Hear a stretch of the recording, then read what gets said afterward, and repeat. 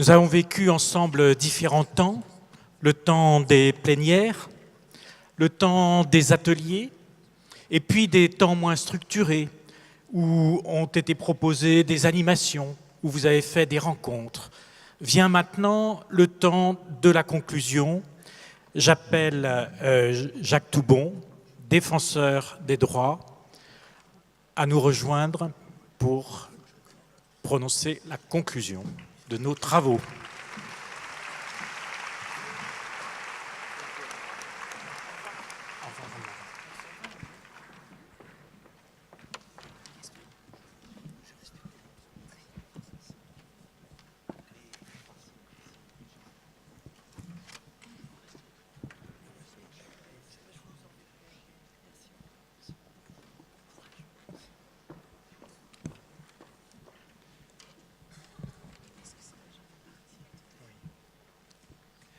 Bon après-midi à toutes et à tous.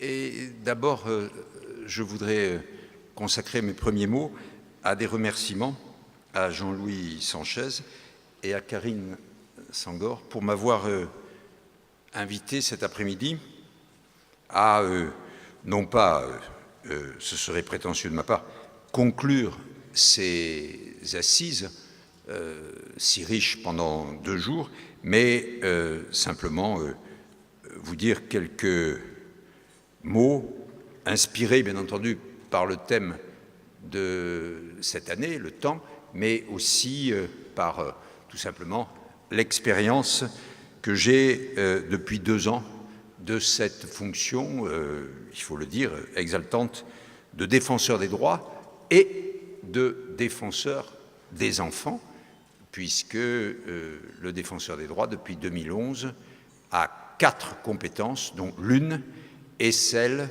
de la défenseur des enfants, et une des adjointes du défenseur des droits, Geneviève Avenard, qui est ici présente, est défenseur des enfants au sens propre du mot et au sens de la Convention internationale des droits de l'enfant de 1989.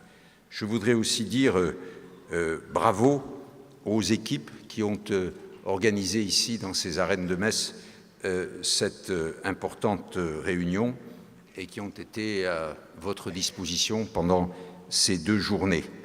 Je voudrais aussi dire, un peu dans la suite de ce que vient de conclure Jean-Louis Sanchez, bravo à vous toutes et à vous tous qui, malgré les difficultés liées aux problèmes de transport, aux grèves, à toutes les difficultés, aux inondations, tout ce qu'on a pu connaître dans les dernières semaines, sont venus très nombreux ici, mais aussi, je crois, très engagés et très actifs pendant ces 2 journées. Donc je voulais simplement vous en féliciter, et en particulier ceux d'entre vous et celles d'entre vous qui ont participé à ces travaux et qui sont des anciens et qui sont des parents qui prennent toute leur part à ces assises.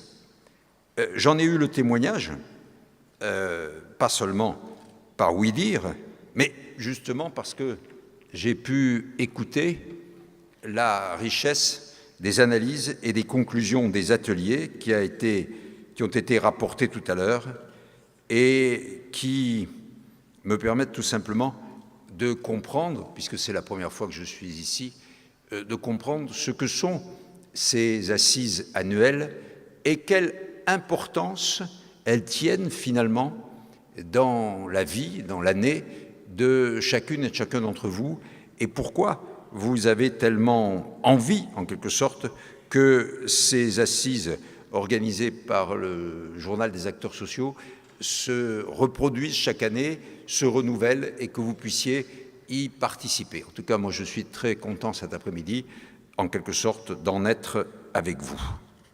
Ce thème, bien entendu, qui a été donné à votre colloque, a des allures de dilemme ou de paradoxe. Il faut du temps. C'est ce qu'on dit toujours, il faut du temps. Mais en même temps, on dit tout le temps, tout est urgent. C'est urgent. Il faut que ça soit fait tout de suite. Il faut du temps, et je dirais, comme le disait, je crois, le président Mitterrand, il faut lui en donner d'abord du temps au temps. Il faut s'en donner. C'est le temps de l'écoute qui est tellement important dans le travail que vous faites. C'est le temps de se connaître et de pouvoir, entre professionnels en particulier, travailler ensemble. Plus prosaïquement, je dirais, pour nous, le défenseur des droits, par exemple, c'est la longueur de certaines instructions, de certaines réclamations que nous recevons et qui s'expliquent par la volonté d'une rigueur extrême. Et le temps est souvent le compagnon de la recherche de la rigueur et du contradictoire. Mais en même temps, de l'autre côté, tout est d'actualité, tout est urgent, et presque aujourd'hui instantané, du fait de l'utilisation de plus en plus répandue des nouvelles techniques de l'information et de la communication, et notamment, bien entendu, les réseaux sociaux. Mais le fond aussi, en quelque sorte, de ce que nous faisons est urgent. Les droits sont, et notamment ceux de l'enfant, sont inconditionnels et d'effet immédiat. Et puis, tout est urgent parce que l'enfant est en danger, il est vulnérable, plus que d'autres encore, et il faut faire vite. Et il faut, par exemple, très vite diffuser l'information préoccupante. Et certains voudraient prendre plus de temps, justement. Il faut pester contre le juge qui donne ses rendez-vous avec des semaines de délai. Et ainsi, vous vous trouvez, et nous le voyons, nous le vivons, nous, à votre contact, au contact de la réalité des collectivités départementales qui sont à beaucoup d'égards nos partenaires. Nous vivons bien combien ces temps sont différents. Et en quelque sorte, ce sont des temps en quinconce.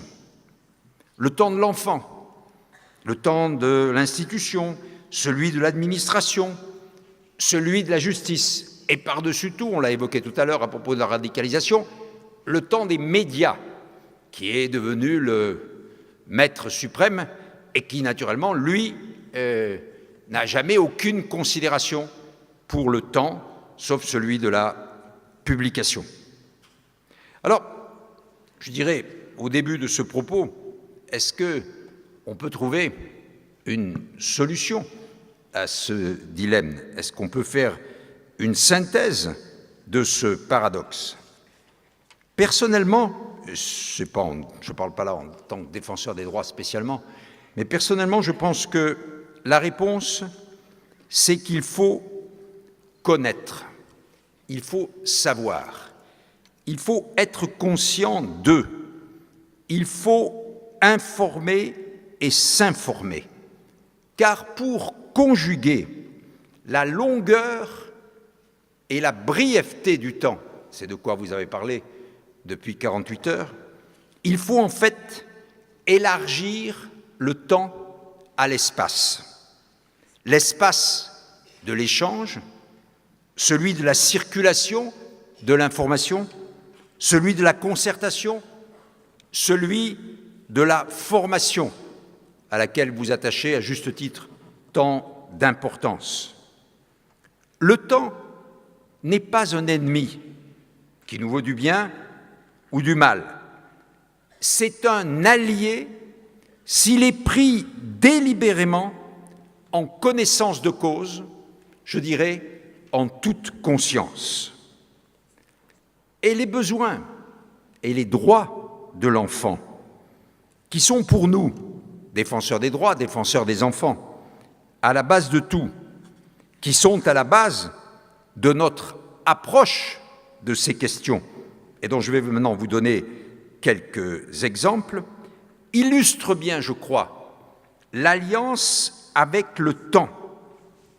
Le principe, c'est protéger l'enfant avant de protéger, si j'ose dire, la protection. Et je voudrais mesurer combien nous sentons, nous, le défenseur des droits, le défenseur des enfants, comment protéger un enfant, respecter les mesures de sécurité imposées dans le cadre du placement, tout en lui permettant d'explorer, d'expérimenter, de découvrir le monde par lui-même et en respectant ses droits fondamentaux.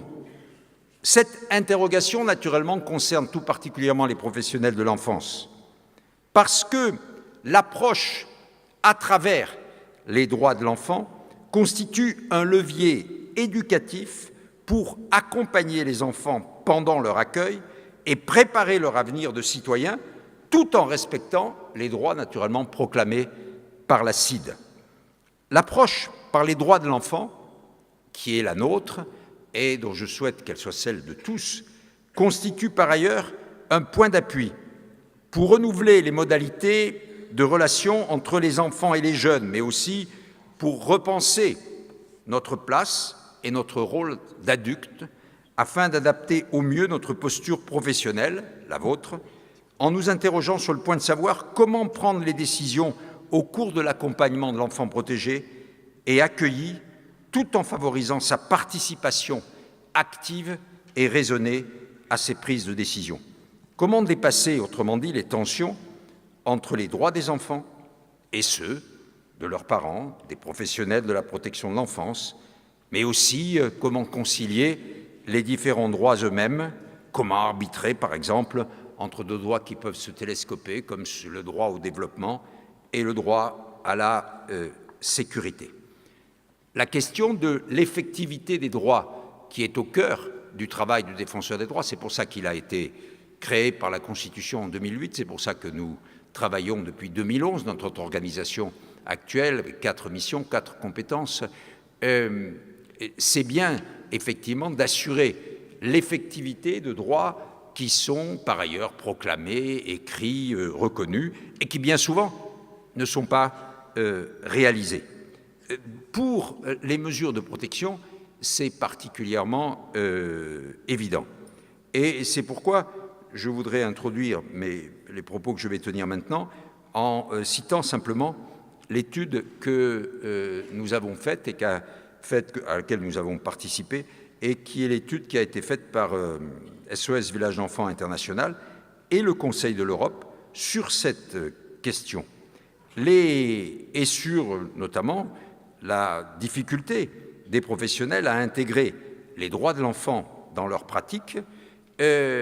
Ainsi, la Commission européenne a mené des projets auxquels SOS Village d'Enfants a répondu au plan international et qui a abouti à un projet de formation au contact des publics vulnérables.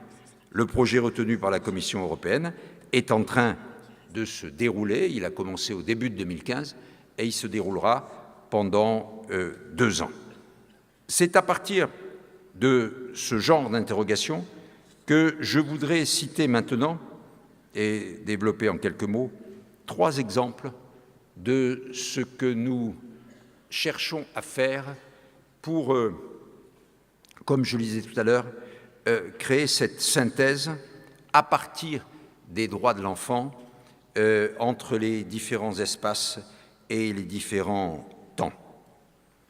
D'abord, celui de notre rapport d'activité en tant que défenseur des enfants pour 2015.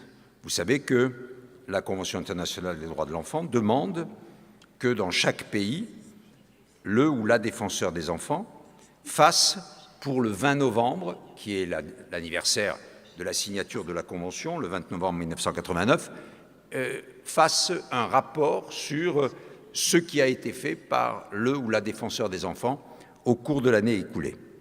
Et nous avons voulu consacrer le rapport de 2015, qui a été publié en novembre l'an passé, à la situation des enfants handicapés qui sont par ailleurs dans l'aide sociale à l'enfance. Ça s'est intitulé « Handicap et protection de l'enfance, des droits pour des enfants invisibles ». Je ne vais pas ici reprendre les conclusions de ce rapport. Je pense que hier, notamment, Marie Libérer, qui est la chef du pôle droits des enfants chez le Défenseur des droits, a eu l'occasion d'en parler, de l'exposer au cours d'un atelier. Mais je voudrais simplement dire combien nous avons eu le sentiment que la prévalence incontestable des situations de handicap parmi les enfants placés, en gros 17% au lieu de 2% en population générale. Combien cette prévalence, et notamment bien entendu de handicap psychique, de troubles de comportement, cette surreprésentation n'était pas suffisamment prise en compte. Et la question qui se pose naturellement, c'est celle de savoir si l'entrée en protection de l'enfance serait-elle justifiée si les bouleversements introduits par le handicap dans la vie des familles avaient été réellement pris en compte et pris en charge par un accompagnement adapté. Nous voyons bien comment aujourd'hui aussi, c'est le résultat du travail qui a été fait, la majorité des prises en charge dans ces cas-là se fait dans des structures non spécifiques. Or, ces structures ou familles d'accueil n'ont pas à leur disposition les plateaux techniques suffisants en termes de rééducation fonctionnelle, de prise en charge psychologique ou psychiatrique.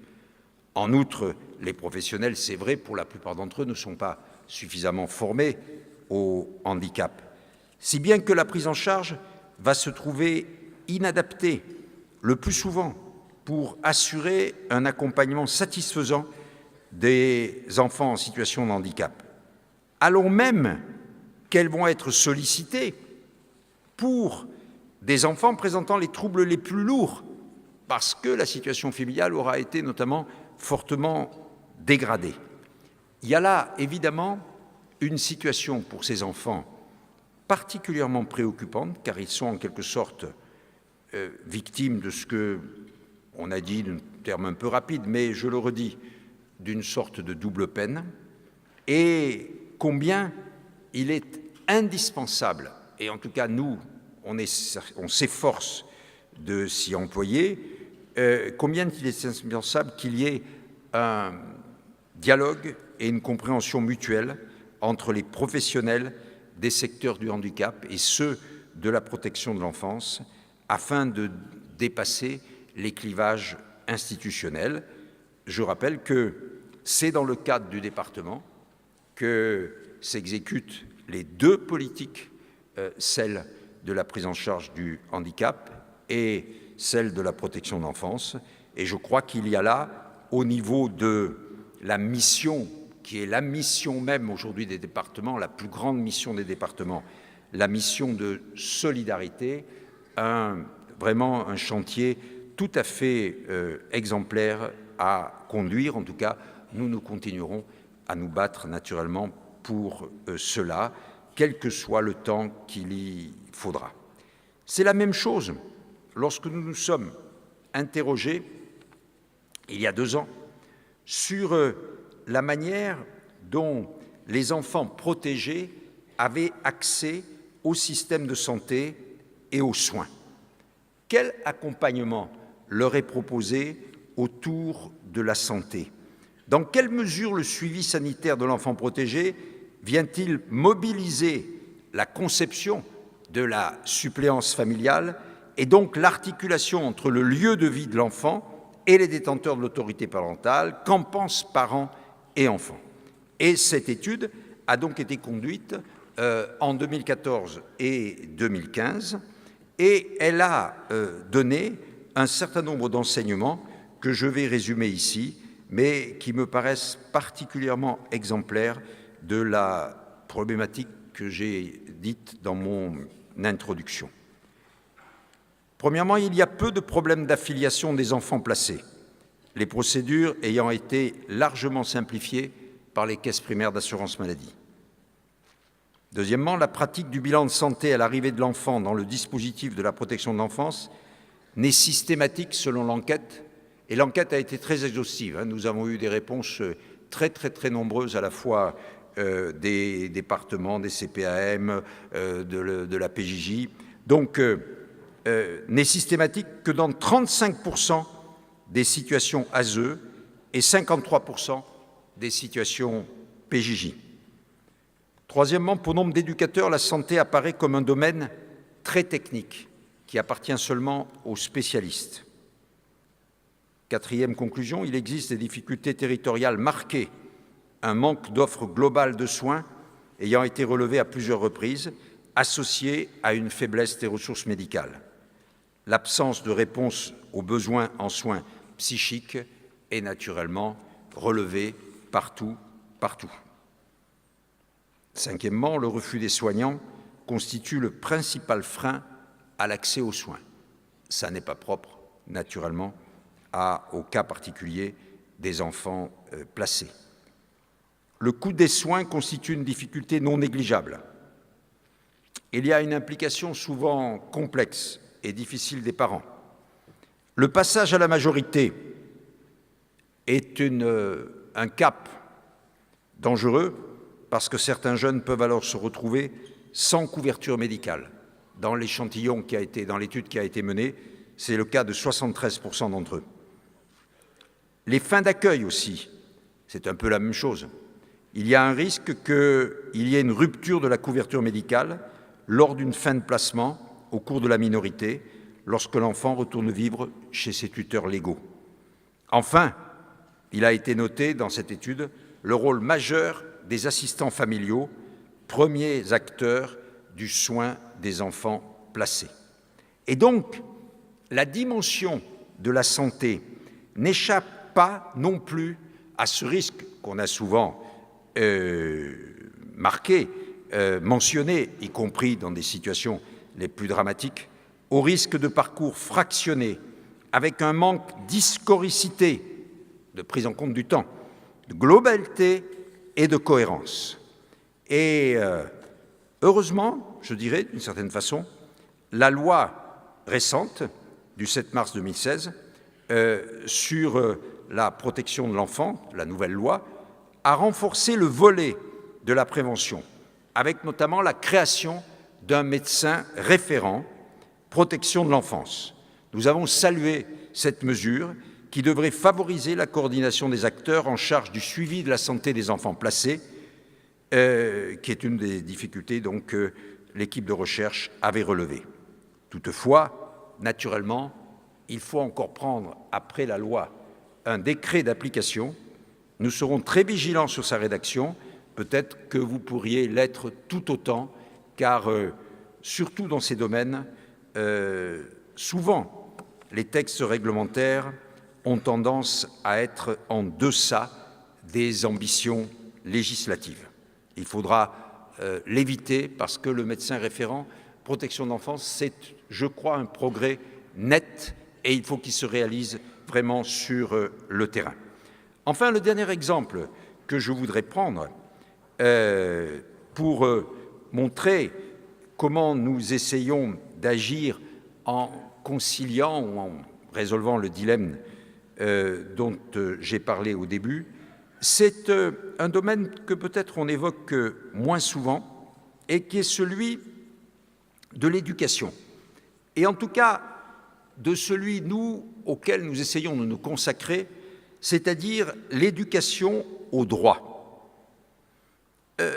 On a beaucoup, depuis les assassinats, les massacres des 7, 8 et 9 janvier 2015, depuis la nuit du 13 novembre 2015, on a beaucoup fait appel, naturellement, au retour des valeurs, à la nécessité de travailler, d'inculquer des valeurs communes. Mais nous pensons que pour les enfants, pour les adolescents, il est peut-être difficile et vain de vouloir, et d'une certaine façon le débat tout à l'heure l'a en partie montré, difficile et vain de vouloir les imposer d'en haut comme un modèle, dans la mesure où beaucoup ne sont pas forcément persuadés qu'il faut adhérer à ce modèle. Nous pensons au contraire que les droits doivent être intégrés dans l'éducation, le droit doit être intégré dans l'éducation et à partir de ce moment-là, permettre de comprendre la construction des valeurs qui sont en fait à la base des règles de droit et qui font que telle ou telle chose est interdite, telle ou telle chose est permise, ou que tel ou tel mécanisme permette d'assurer la responsabilité, un certain nombre d'activités économiques ou l'exercice des droits familiaux, personnels, dans telle ou telle condition.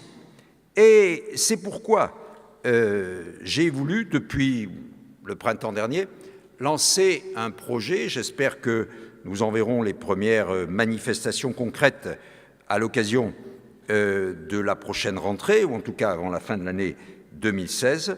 C'est un projet d'éducation au droit qui se traduira par un espace pédagogique sur notre site, mais aussi par des partenariats très importants avec des associations, des cliniques du droit, des professionnels, notamment bien entendu avocats, mais aussi des travailleurs sociaux ou des enseignants. Nous avons mis au point une dizaine de grands thèmes prioritaires pour comprendre le droit et connaître les droits.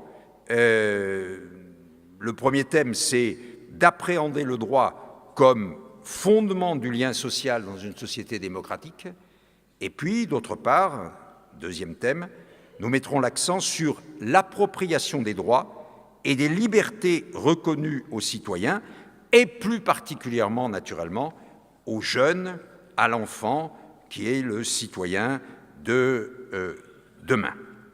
Et pour aller dans le même sens, notre rapport d'activité défenseur des enfants de l'année 2016, c'est-à-dire celui que nous allons préparer pour le 20 novembre 2016, sera consacré spécifiquement au droit à l'éducation. Voilà, j'ai essayé de ne pas me payer de mots et de ne pas terminer ces assises par des propos vains, mais au contraire de vous donner un sentiment ou des exemples de l'action réelle que, je crois, nous pouvons tous ensemble conduire.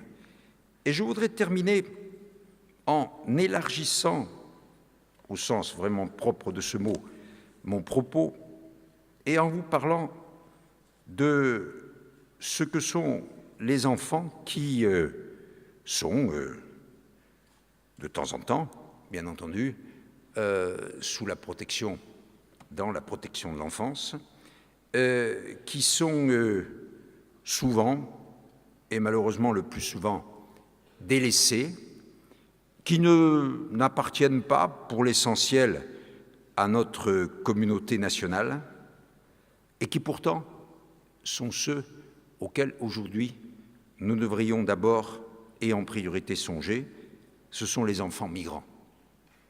Parce que nous avons aujourd'hui, mais pas seulement aujourd'hui. Vous savez, moi je suis par expérience quelqu'un qui a toujours inscrit son action, ses convictions et son action dans une perspective historique. L'histoire au sens propre, c'est-à-dire celle d'hier, mais aussi le destin qu'on est en train de se faire ou de se créer, individuellement ou collectivement. Et ce qui se passe aujourd'hui non pas dans quelque endroit de l'Europe ou de la France, mais dans le monde, est pour l'humanité, à ce début du XXIe siècle, non seulement, bien entendu, un formidable défi, mais, il faut le dire très clairement, une très grande chance. Et il faut que nous l'envisagions ainsi. Il y a aujourd'hui, à peu près, selon les Nations Unies, 8 millions de personnes, un peu plus, qui sont mobiles et qui se déplacent à travers le monde, et notamment sud-sud, et pas seulement sud-nord, et qui relèvent de ce que je pourrais appeler les migrations traditionnelles, qu'elles relèvent de l'asile, qu'elles relèvent des migrations du travail, qu'elles relèvent des étudiants, etc., etc. Et il y a 18,5 millions l'année dernière de migrations qui relèvent de la situation climatique, c'est-à-dire plus du double. Ça veut dire que, je prends ces statistiques simplement pour montrer comment nous avons affaire là à un événement, à une situation massive, mais parfaitement incontournable. Ce n'est pas la peine de se dire il y a maintenant, cette année, depuis 2 ans, depuis 3 ans, une crise formidable, on voit des images à la télévision qui sont épouvantables, nous nous apitoyons, nous donnons de l'argent aux associations qui s'en occupent, nous essayons de faire le maximum, mais c'est la crise des migrants. Ça a commencé avec la guerre, probablement en Irak, après ce qu'a fait le président Bush, en 2003, et ça va se terminer dans quelques années, tout ça va se stabiliser, et on remettra en place des gouvernements et tout ça, voilà. Et de la même façon, bien entendu, les phénomènes dont on a parlé tout à l'heure, de terrorisme, un jour, ils seront jugulés. Bien, parce que malheureusement, dans l'esprit de l'opinion publique, beaucoup de choses sont amalgamées injustement et inexactement, et faussement. Et à partir de là, on ne prend donc pas la mesure de ce qui est en train de se passer et de ce que sont, bien entendu, alors là, je reprends ma casquette et je dirai la vôtre, ce que sont les droits fondamentaux et les devoirs que nous avons de mettre en œuvre les droits fondamentaux de ces millions et millions de personnes, et en particulier de leurs enfants. Nous avons, nous, le défenseur des droits, travaillé sur cette question à partir de, je dirais, le cas, comment puis-je dire, exemplaire ou caricatural, en tout cas illustratif, de Calais, du Pas-de-Calais et du Nord. Nous avons fait un rapport, vous le savez, au mois d'octobre dernier sur la situation à Calais de manière générale, qui a fait quelques bruits et dont les intéressés ont obtenu quelques avantages, quelques bénéfices, notamment parce que la juridiction administrative, reprenant nos conclusions, a imposé un certain nombre d'obligations humanitaires à l'État. Et puis nous avons en février, à la suite de visites qui ont été effectuées par Geneviève Abnard et nos équipes, nous avons pris une position spécialement concernant les mineurs. Nous sommes tout à fait décidés à poursuivre et à mettre la priorité sur cette situation. On peut discuter à perte de vue de ce qu'est la politique migratoire de l'Union européenne. Je pense, pour ma part, qu'elle est parfaitement condamnable, et celle de la France avec, naturellement, parce qu'elle tourne le dos à l'histoire de l'Europe et elle ne veut pas s'inscrire dans la construction d'un destin européen. Chacun, chez soi, sa petite soupe sur son petit feu. C'est la mort sans phrase. Et donc, c'est ça la situation globale. Mais en ce qui concerne les enfants, je dirais qu'on est au-delà de la politique et de l'appréciation qu'on peut avoir sur ce que propose la Commission, ce que fait le gouvernement allemand, ce que fait le gouvernement français, ce que fait le gouvernement hongrois, ou ce que disent les politiciens britanniques à l'occasion de la campagne du référendum du 28 juin, et qui sont des choses abominables. Abominables. Une véritable instrumentalisation, manipulation de l'immigration et du phénomène migratoire aujourd'hui. Mais je dis qu'en ce qui concerne les enfants migrants, nous devons absolument nous battre tous, et en particulier ceux qui, comme vous, sont en charge de ce qui s'appelle la protection de l'enfance de tous les enfants, et notamment à cause de l'obligation légale que nous avons à l'égard, nous la France, des mineurs non accompagnés, qu'on appelait avant, je trouve d'un terme plus juste, les mineurs isolés étrangers. Nous avons cette obligation légale et nous devons en particulier faire en sorte que les voies légales d'immigration soient ouvertes et non pas fermées ou restreintes comme elles le sont aujourd'hui, au risque de voir naturellement tous les contournements, tous les trafics, tous les malheurs, toutes les crises humanitaires comme celle que nous connaissons à Calais. Et donc, je termine mon propos par ça parce que je pense que le travail que vous avez fait depuis 2 jours, ce que vous essayez de faire progresser dans la mission si noble qui est la vôtre, et si difficile, je le sais, parce que je ne suis pas devenu défenseur des droits comme ça, en claquant des doigts, mais parce que j'ai été 30 ans, moi aussi, je veux dire, au charbon, comme élu local ou responsable national. Cette mission, il faut bien concevoir qu'elle est au service d'une humanité, et pas seulement, chacun dans notre responsabilité administrative, d'un service dans lequel nous travaillons, où nous essayons de faire le mieux possible, malgré les difficultés, au service de l'humanité, d'une humanité dont la caractéristique essentielle, je le rappelle, c'est qu'elle est composée aujourd'hui de 7,5 milliards d'hommes et de femmes qui sont chacun égaux en droit et en dignité, quelles que soient leurs conditions, quelles que soient leurs différences. Et en particulier pour ce qui est des enfants et des adolescents, qui doivent être tous dans les mêmes conditions, quelle que soit leur origine, quelle que soit leur situation de famille, quel que soit leur niveau d'instruction, quel qu'il soit.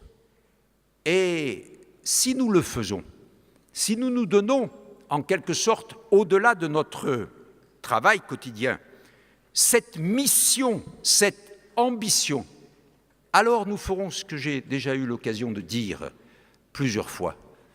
Nous rapprocherons les lèvres de la coupe ou la coupe des lèvres. C'est-à-dire que nous ferons que l'ambition, ou la, si je veux être méchant, prétention de notre pays, d'être le pays des droits de l'homme, sera un peu mieux réalisée. On dit toujours que le marqueur des droits de l'homme, c'est le sort qui est réservé aux étrangers dans un pays. Eh bien, moi, je dirais que le marqueur des droits de l'homme, c'est le sort que nous sommes capables de faire à tous les enfants et comment nous sommes capables de se battre pour qu'ils soient tous égaux, tous heureux. Je pense que c'est la conclusion qu'il faudrait tirer et la plus haute de ces 2 journées.